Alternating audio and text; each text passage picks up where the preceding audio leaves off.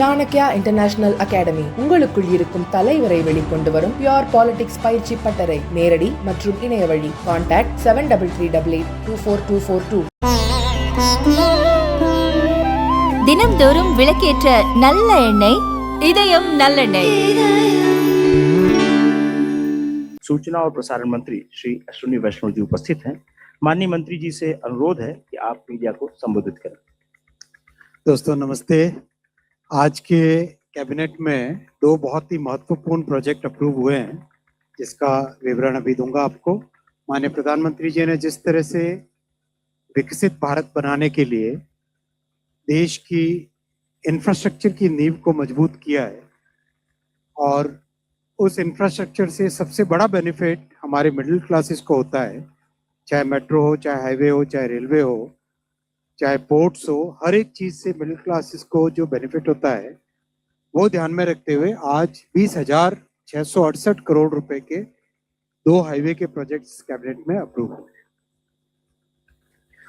पहला प्रोजेक्ट है नासिक और सोलापुर को जोड़ने वाला expressway 6 lane access controlled.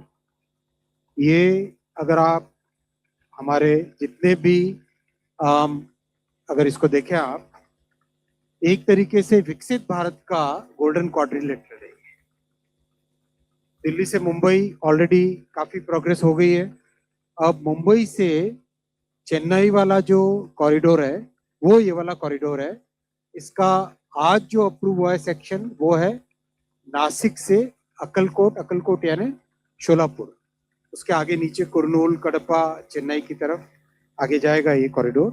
आज जो अप्रूव हुआ है वो नासिक से शोलापुर का कॉरिडोर अप्रूव हुआ है।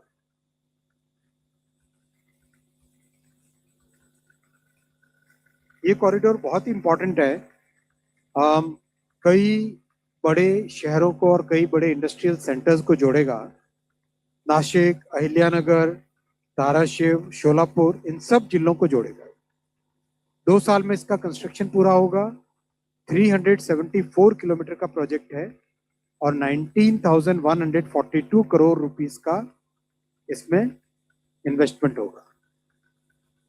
हाईवे मिनिस्ट्री ने बहुत ही एक अच्छा इनिशिएटिव लिया है।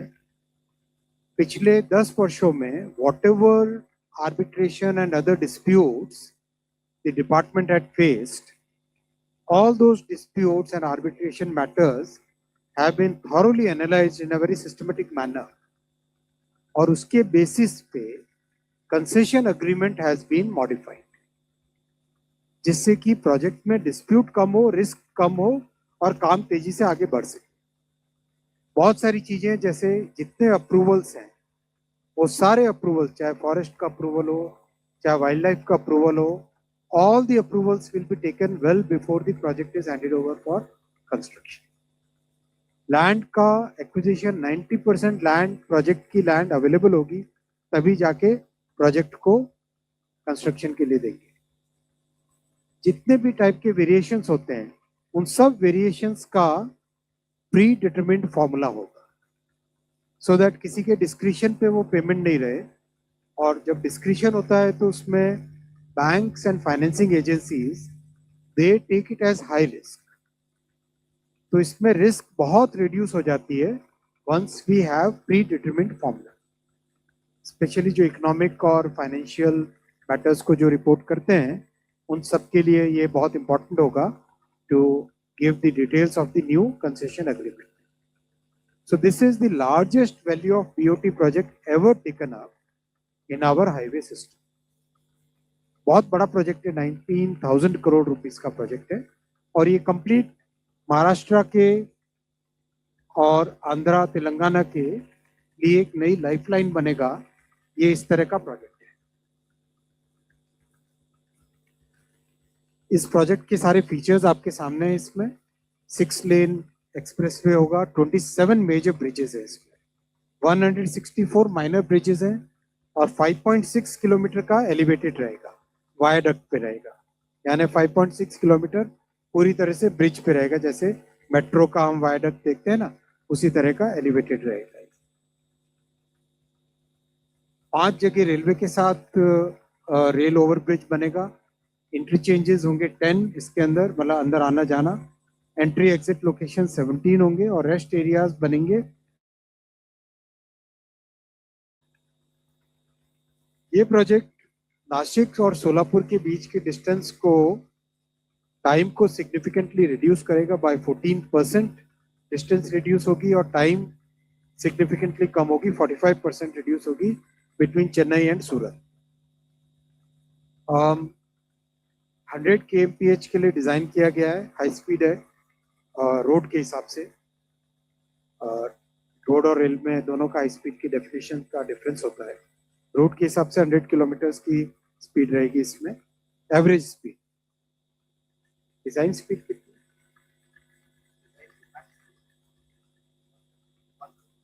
डिजाइन में मैक्स स्पीड 120 kmph रहेगी। और हर जगह मल्टी मॉडल कनेक्टिविटी पे ध्यान दिया जाएगा।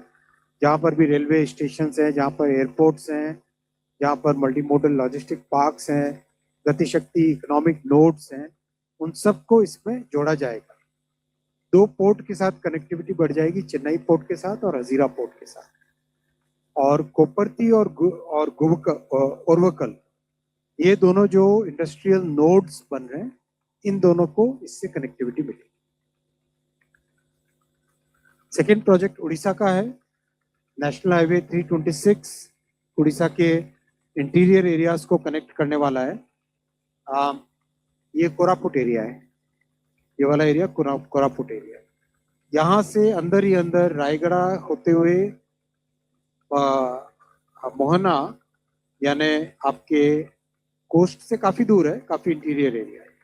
इस हाईवे का वाइडनिंग और स्ट्रेंथनिंग आज अप्रूव हुआ है कैबिनेट में। माननीय प्रधानमंत्री जी ने आज कैबिनेट में इस प्रोजेक्ट को अप्रूव किया।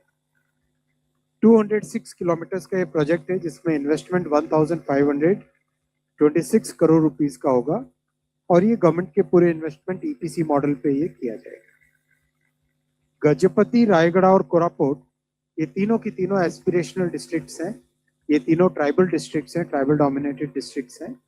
इन तीनों में इकोनॉमिक एक्टिविटी बढ़ेगी, ट्रांसपोर्टेशन बढ़ेगा और विशेषकर इन तीनों डिस्ट्रिक्ट्स में कॉफी का एक बहुत अच्छा नया ब्रांड बन रहा है, कोरापुट कॉफी। कोरापुट कॉफी, तो कोरापुट कॉफी के लिए एक सिग्निफिकेंट नई मार्केट कनेक्टिविटी, मार्केट लिंकेज इससे क्रिएट होगी। जैसे अरकू कॉफी बहुत फेमस हुई है, वैसे ही कोरापुट कॉफी भी फेमस हो रही है, वर्ल्ड में एक बड़ी नई ब्रांड बन रही है। दूसरा, यहाँ पे इंडस्ट्रियल एक्टिविटीज काफी एल्यूमिनियम की और दूसरी इंडस्ट्रियल मेटल इंडस्ट्रीज आ रही हैं, उन सब के लिए भी इस कॉरिडोर से बेनिफिट होगा। अश्मित बिल्कुल आईआईटी कानपुर की तरह बैठा है। आईआईटी में हमारे यहाँ सीढ़ियों चेयर पे बैठना पसंद नहीं करते। ये इसके बेनिफिट्स हैं प्रोजेक्ट के। खासकर विशाखापट्टनम और रायपुर से कनेक्टिविटी इस प्रोजेक्ट से क्लियर होगी और ईस्टर्न और सदर्न उड़ीसा के डिस्ट्रिक्ट्स की कनेक्टिविटी इससे बढ़ जाएगी। और गोपालपुर पोर्ट के लिए मूवमेंट बढ़ेगा, ट्रैवल टाइम रिड्यूस होगा बाय 3 आवर्स। अगर माननीय प्रधानमंत्री जी की इस ऐतिहासिक थर्ड टर्म को हम देखें, तो इस ऐतिहासिक थर्ड टर्म में जून के बाद में इंफ्रास्ट्रक्चर में जितने फैसले लिए गए वो ऐतिहासिक है अपने आप में।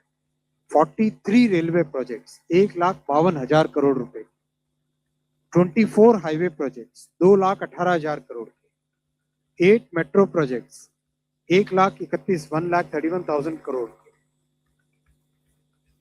4 new airport 7,000 crore rupees, 1 major port और शिपिंग के बड़े रिफॉर्म्स 1,45,000 करोड़ के, 2 न्यू रोपवे 6,000 करोड़ के, 3 hydro projects 28,000 crore rupees, 12 industrial smart cities 28,000 crore rupees, PM Awas Yojana में घर 5,36,000 करोड़ के।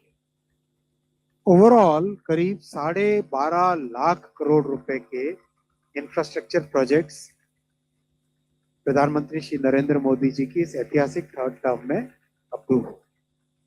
This is a very very major foundation for the विकसित भारत। और जिस तरह से भारत चौथी लार्जेस्ट इकोनॉमी से तीसरी लार्जेस्ट इकोनॉमी की तरफ बढ़ रहा है। ये इंफ्रास्ट्रक्चर का फाउंडेशन हमारे मिडिल क्लासेस के लिए और देश के लॉन्ग टर्म ग्रोथ के लिए बहुत मेजर माइलस्टोन साबित होगा। साथियों, आप सबको आगामी नए वर्ष की भी बहुत बहुत शुभकामनाएं। और इन प्रोजेक्ट से रिलेटेड अगर क्वेश्चंस हो तो देंगे, नहीं तो फिर आज आप सबके साथ एक बीच में कॉरिडोर में छोटा सा साथ में बैठ के जलपान,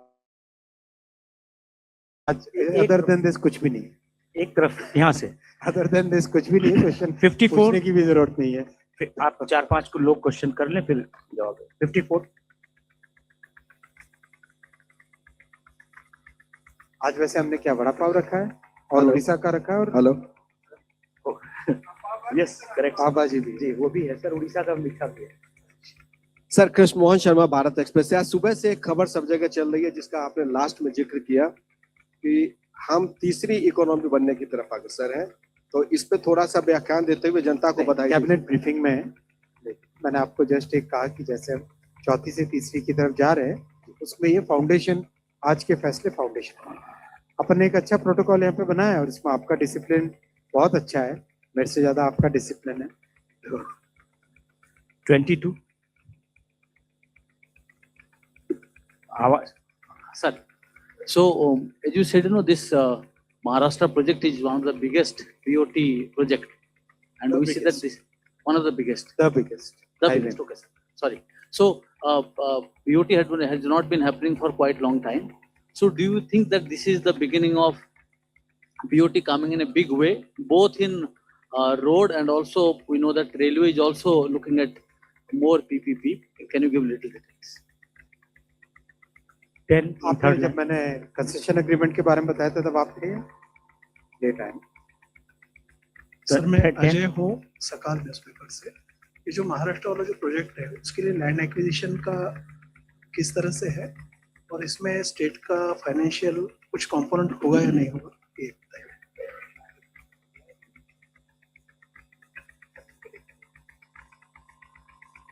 एग्जाम ऐसे ही पास करते थे पर्ची से। 107।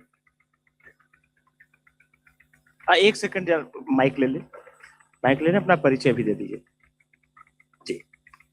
Sir, I'm Digabrusi from Prameya, Odia, Delhi. Sir, as you said, there are some projects from Odisha also connected to Odisha. What is the timeline and how do you think that they will facilitate the development in Odisha? Thank you, sir. And Happy New Year to you, sir. Right side से कोई या left centre में? Right 145।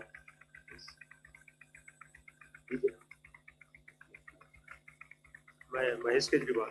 मेरा sir सवाल ये है कि जो कॉरिडोर की बात आपने की है, इसमें पीपीपी मोड भी कुछ है? अगर है तो इसमें रोल क्या होगा पीपीपी मोड? ठीक है, थैंक यू। कोई और है क्वेश्चन पूछने के लिए? मेजर क्वेश्चंस हमारे बीओटी पीपीपी से रिलेटेड है। I would like to reiterate for the friends who came a bit late in the meeting, in the briefing. This is the Nashik to Solapur project, is the largest PPP BOT based project in the highway sector. 19,000 crore rupees का investment है इसमें। जो important point है, पिछले highway का जितना experience है PPP का, बहुत बड़ा एक्सपीरियंस है, डीप एक्सपीरियंस है, काफी लंबे समय से पीपीपी हाईवे में हो रहा है। ऐसे में whatever issues we have faced in the past, arbitration से related, dispute resolution से related, risk sharing से related, traffic projection से related, cash flow की uncertainty से related, all those issues have been studied in deep detail, and basis that study, many new improvements have been done in the concession agreement. Fundamentally, the concession agreement is now a much more risk-balanced concession agreement, which basically means अगर upside है तो government के साथ share करे, downside है projection से ज्यादा तो उसको रिस्क को मिटिगेट करे, which means कि अगर कोई फ्यूचर में वेरिएशन होता है तो उसका एक प्री डिटरमिन्ड फॉर्मूला होना चाहिए। so that it is not left to the discretion and it is done as per a clearly defined quantitative formula where the judgment is not there, where the measurement defines what needs to be done. Third, payment terms and the revenue projections, उनका बहुत carefully इसमें mitigation किया गया, जिससे कि ज़्यादा से ज़्यादा इन्वेस्टमेंट आ सके हाईवे में। और एक बार ये मॉडल अगर यहाँ पे बनता है तो उस मॉडल का बाकी इंफ्रा सेक्टर्स में भी यूज़ किया जा सकता है, चाहे वो रेलवे हो, चाहे ट्रांसमिशन हो, चाहे पोर्ट्स हो, चाहे एयरपोर्ट्स हो, उन सब में इस तरह के लर्निंग्स का बेनिफिट लिया जा सकता है। ये पीपीपी से उड़ीसा के प्रोजेक्ट से बहुत मेजर बेनिफिट होगा। जो हमारे भाई जिन्होंने क्वेश्चन पूछा, आप देखो ये उड़ीसा का पूरा इंटीरियर एरिया है, कोरापुट से लेके रायगढ़, रायगढ़ से लेके गुणुपुर डिस्ट्रिक्ट का हिस्सा और आगे जाके हमारे मोहना तक जाने वाला इस एरिया का पूरा डेवलपमेंट इस हाईवे पे डिपेंडेंट है। इसीलिए इस हाईवे को मेजरली इंप्रूव किया जा रहा है और इसको स्ट्रेंथन कर रहे हैं, वाइडनिंग कर रहे हैं, और इसमें पूरा इन्वेस्टमेंट गवर्नमेंट का लगेगा, भारत सरकार का लगेगा। This will be a major benefit for the entire interior area of Orissa. 2 years। State का कंपोनेंट है क्या इसमें? नहीं है। नासिक वाले में स्टेट का कोई कंपोनेंट नहीं है, सारा सेंट्रल गवर्नमेंट की फंडिंग और पीपीपी फंडिंग बेस्ड है। और लैंड एक्विजिशन कितना हुआ है?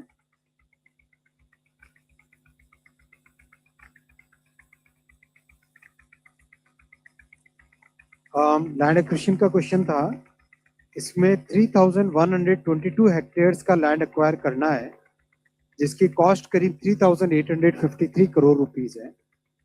Out of this 3853 crore rupees 4% is already dispersed to the landowners. 80% of the cost is vested with the government through 3D notification, and balance 60% notification will be done in the coming days, coming weeks.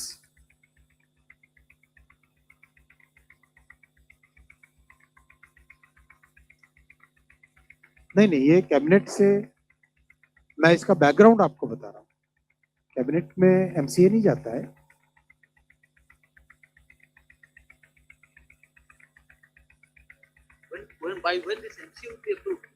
MCA जल्दी approve हो जाएगा। MCA का तो बहुत अच्छा system है, PPP ऐसी बना हुआ है इसके लिए ऑलरेडी।